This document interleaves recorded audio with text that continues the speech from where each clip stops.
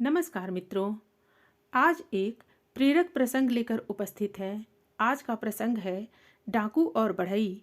मित्रों, प्रसंग में आगे बढ़ने से पहले आप हमारे चैनल को अवश्य सब्सक्राइब कर लेना, वीडियो को लाइक और अपने मित्रों से शेयर करना, एक छोटा सा कमेंट्स लिखकर हमारा उत्साहवर्धन तो जरूर करना मित्रों। तो आइए चलते हैं प्रसंग की ओर। एक गांव में एक बढ़ई रहता था। वह शरीर और दिमाग से बहुत मजबूत था। एक दिन उसे पास के गांव के एक अमीर आदमी ने फर्नीचर फिट करने के लिए बुलाया। जब वहां का काम खत्म हुआ तो लौटते वक्त शाम हो गई। तो उसने काम के मिले पैसों की एक पोटली बगल में दबा ली और ठंड से बचने के लिए कंबल ओढ़ लिया। वह चुपचाप सुनसान रास्ते से घर की ओर रवाना हुआ। कुछ दूर जाने के बाद अचानक उसे एक लुटेरे ने रोक लिया।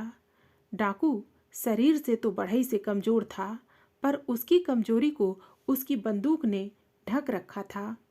अब बढ़ई ने उसे सामने देखा तो लुटेरा बोला, जो कुछ भी तुम्हारे पास है सभी मुझे दे दो, नहीं तो मैं तुम्हें गोली मार दूंगा। यह सुनकर बढ़ई ने पोटली उस लुटेरे को थमा दी और बोला, ठीक है, यह रुपए रख लो, मगर मैं घर पहुंचकर अपनी बीवी को क्या कहूँगा? वो तो यही समझेगी कि मैंने पैसे जुए में उड़ा दिए होंगे। तुम एक काम करो, अपने बंदूक की गोली से मेरी टोपी में छेद कर दो, ताकि मेरी बीवी को लूट का यकीन हो जाए।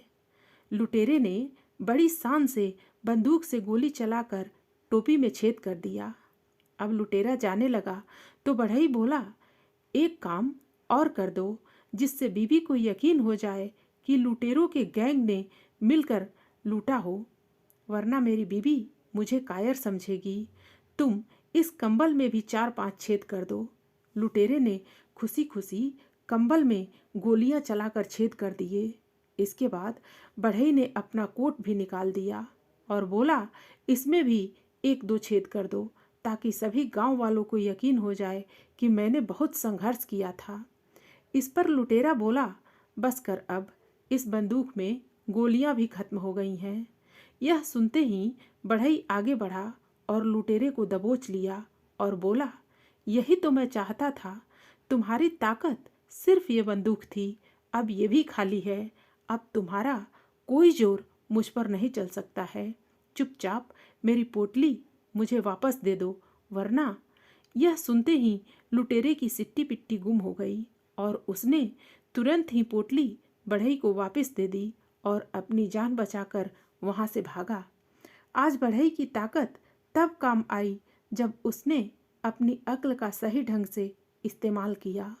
मित्रों, इस कहानी से हमें यह शिक्षा मिलती है कि मुश्किल हालात में अपनी अक्ल का ज़्यादा इस्तेमाल करना चाहिए, तभी आप मुसीबतों से आसानी से निकल सकते हैं।